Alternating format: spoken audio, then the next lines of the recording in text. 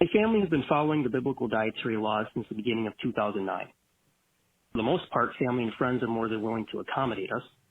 However, there are times when issues arise. It's especially hard when they occur with fellow Christians. For instance, they've explained numerous times to my mother-in-law and father-in-law, a retired LCMS pastor and chaplain, for dietary practice. Unfortunately, they seem to have selective memory.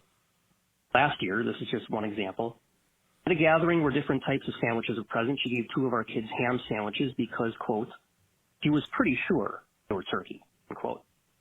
She goes out of her way to accommodate their cousin who can't have any gluten.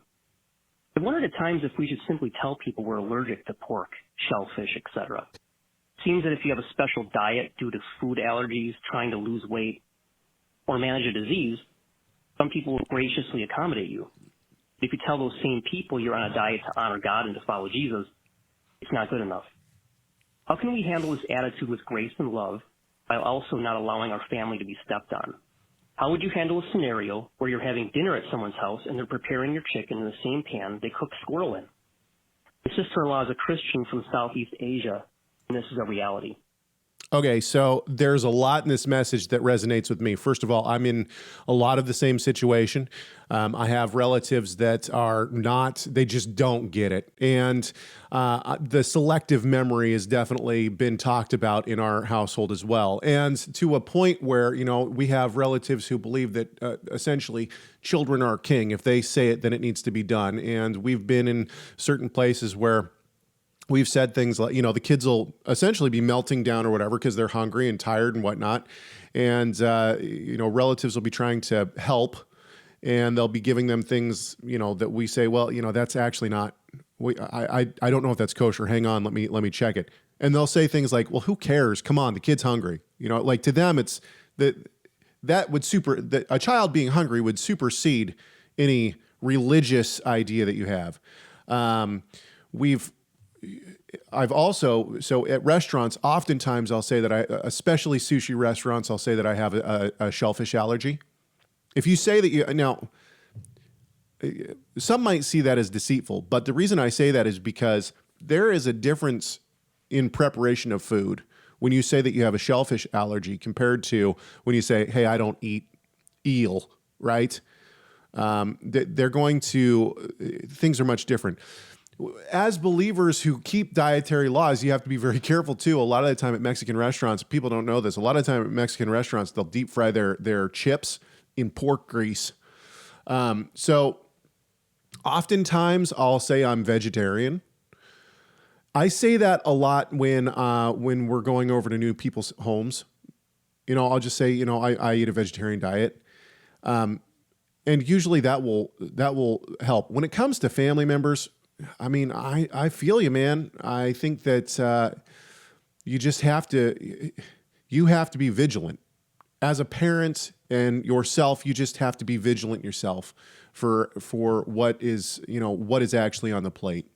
And finally, the last thing I'll say before I kick this over to Rob is, would I eat chicken that was prepared in the same pan as squirrel? Well, I think probably an even more common scenario would be, you know, the bacon or the ham or something is cooked in a pan and then the chicken is. I personally say no, I will not eat that.